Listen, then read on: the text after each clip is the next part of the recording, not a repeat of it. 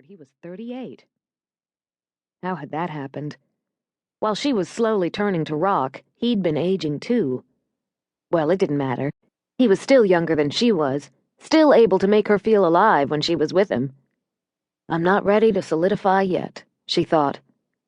Alec would go to the conference with her. He always did whatever she asked, since she never asked much, and once there, she could bicker with him over dinner and harass him about settling down before he hit 40, and generally use him to get an attitude adjustment while she watched him dazzle every woman in the place with his aw-shucks charm and farm boy face. If her life was dull and stuffy and essentially over, at least she still had the energy to interfere in his. She fed the card into the fax machine and punched in his office fax number, and when it went through, she picked up her phone and dialed him. I just faxed you an invitation for a month from now, she told him when he picked up the phone. Accept it or you'll rot in hell for disappointing your favorite relative who gave you the best summers of your life. I accept, Alec said. And hello to you too. Alec Prentice tossed the fax on his boss's desk. 3 glorious nights, Harry. That's what we both need. Harry Chase grunted and tossed it back, refusing to move his eyes from his computer. No, Harry. Alec put the paper in front of the older man again. Look at it. Harry glanced at it. Great. He stared back into the computer screen. That's where I'm going next month. My aunt's speaking at this conference, and I'm going. Alec waited, and then said, Harry, I'm going out of town 3 weeks from Thursday. Hello? I know. Harry ducked his grizzled head as he clicked a couple of keys. The computer screen flexed and rearranged itself, and Harry growled at it. Harry, Alec tried again. I know. Harry looked up from the screen. You're going to hear your aunt give a speech. You told me. I know. His eyes shifted back to the screen.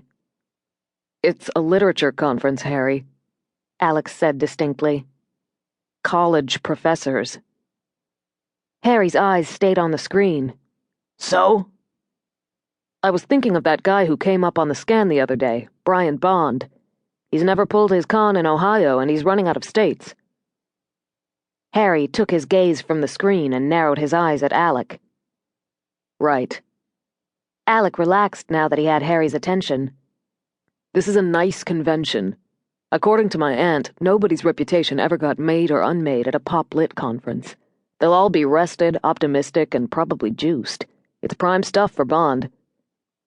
Harry considered it, shrugged, and turned back to the computer. It's a long shot. What's wrong with you? Alec surveyed the older man with disgust. You used to be the first one on the trail. I know you've got 20 years on me, but you can't be giving up yet. 2 years in front of a computer and all of a sudden you're not interested in actually nailing the bad guys? It's a long shot, Harry repeated. The database isn't.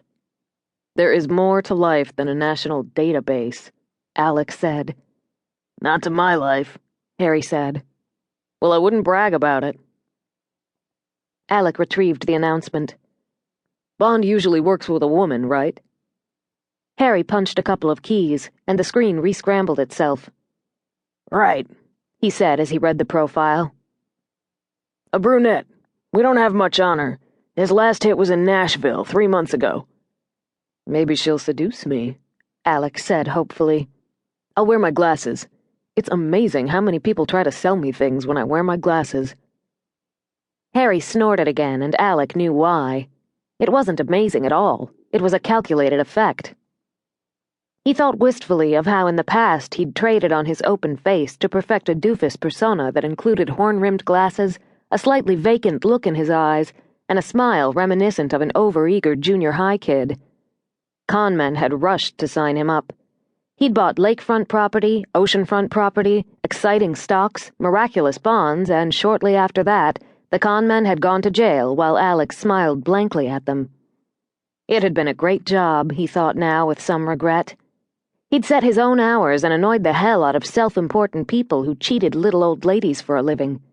And then, just when he was becoming so well known that it was getting difficult to convince cons to sell him chewing gum, let alone phantom real estate, Harry had plucked him out of the field to work on his pet project, the federal fraud database.